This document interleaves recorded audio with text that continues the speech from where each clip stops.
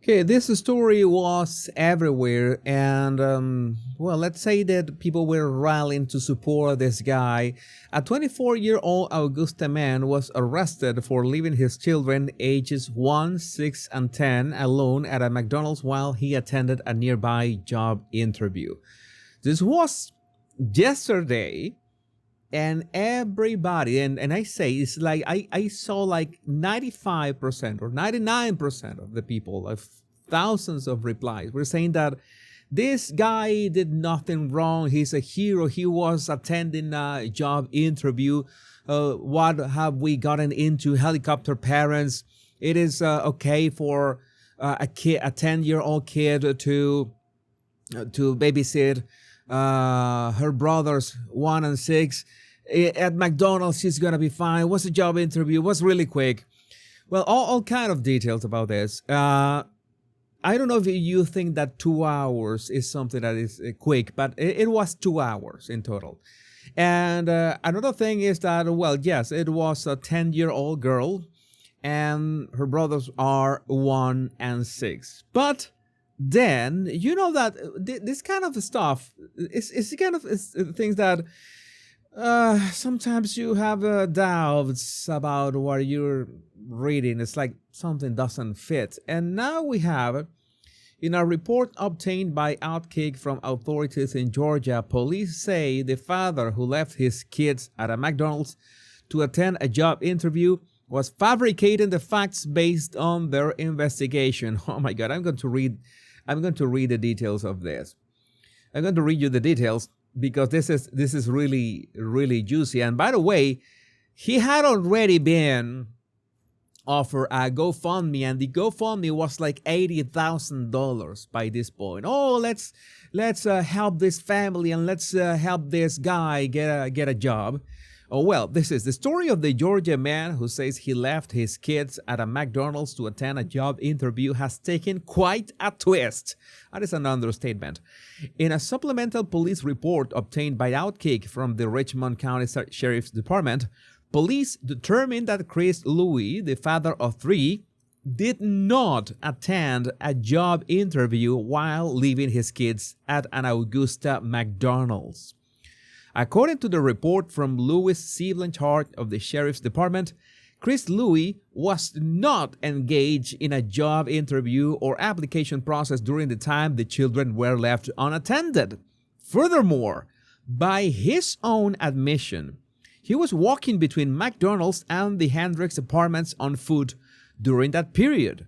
The distance between these two locations is approximately half a mile, 0.4 miles, half a mile. It's just like, how long can you take to walk that distance? Additionally, police determined that a misdemeanor charge of deprivation of a minor was appropriate to ensure the welfare of the children and facilitate a review of the matter by the court. This charge ensures that all parties have an opportunity to appear before a judge to determine if the children are receiving appropriate care. So the full report from the police was this. I reviewed the body-worn camera footage, and while reviewing the footage, I noted inconsistencies regarding the whereabouts of the listed subject, Chris Louis, during the period when the children were left unattended at the restaurant.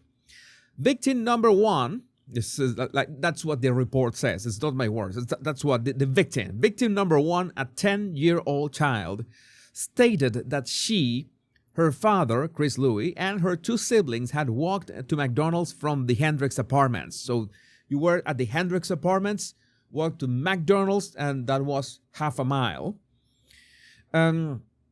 She further stated that her father left to deliver a backpack to the Hendricks apartment and told her he would return shortly. So he was going back to the Hendricks apartments to leave a backpack. Okay? The child also mentioned that her father frequently left them alone. All right. Witnesses number 1 and 2 both reported arriving at the restaurant at approximately 4:30 and observing the children there without adult supervision. They recalled that the father was on the phone with someone and was overheard saying that he needed to drop something off. The witnesses stated that after this, the father left McDonald's, leaving the children behind. They estimated the children were alone for approximately 1 hour and a half. The victim number one, the girl, the 10-year-old girl, contacted her mother via social media at approximately 6 p.m. The mother, Lisette Pichardo, arrived at McDonald's at approximately 12 minutes later. She advised that Mr. Louis was supposed to deliver a backpack to her mother at the Hendricks apartments and had been told that he must take the children with him. Pichardo immediately called Mr. Louis, who answered and stated that he was on his way back to McDonald's from the Hendricks. So what were you doing, man?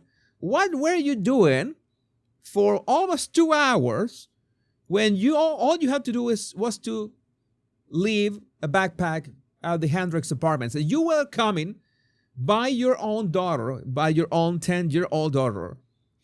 You all were coming from the Hendricks apartments. Couldn't you just drop the backpack there, all you together? No. He left the children at McDonald's. It was half a mile. He went back to the Hendricks apartments, spent there 1 hour and a half, 2 hours, more or less, and he was nowhere to be found. And it was not until his daughter called her mother that this was solved. You tell me if this is not suspicious. And Mr. Louis arrived at McDonald's at approximately 5 minutes later, because that's what would take you, go from the Hendricks to the McDonald's, 5 minutes later. Still in possession of the backpack, he told Miss Pichardo that he had been trying to find her to give her the backpack. Miss Pichardo reminded him that he was not supposed to leave the children unattended. That was part of what they had agreed. This is the mother of the children.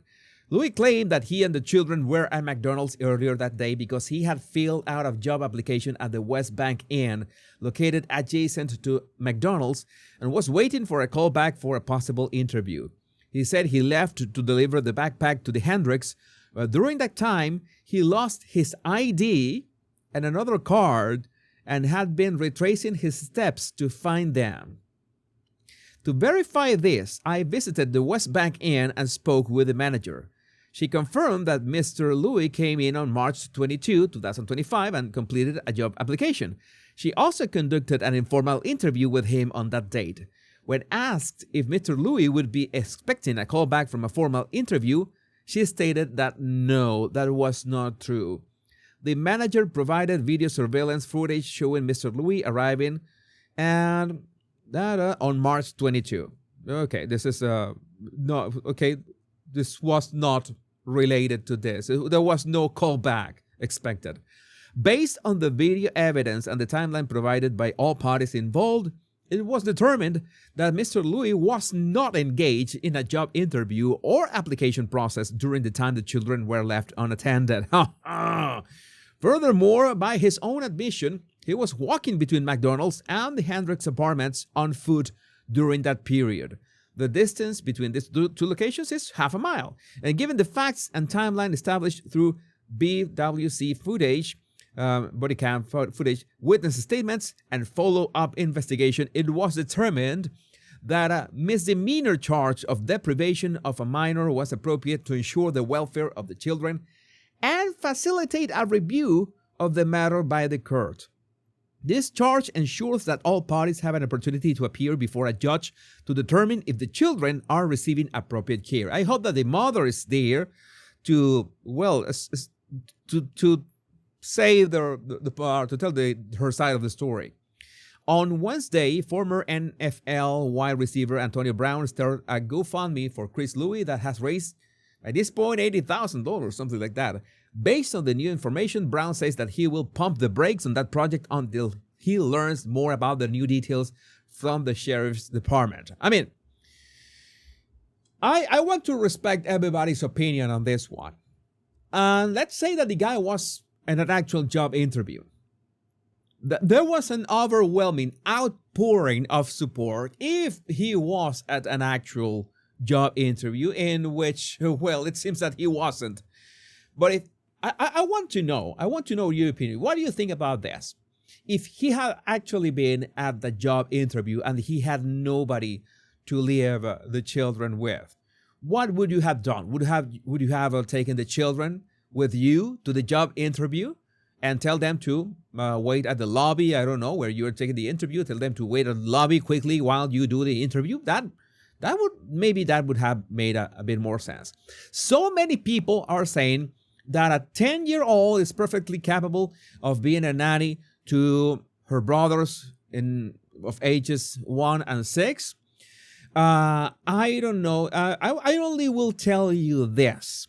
Those are the same people who complain, because we all complain about that, of so many predators and PDF files out there. And I'm not talking about the document, so you understand.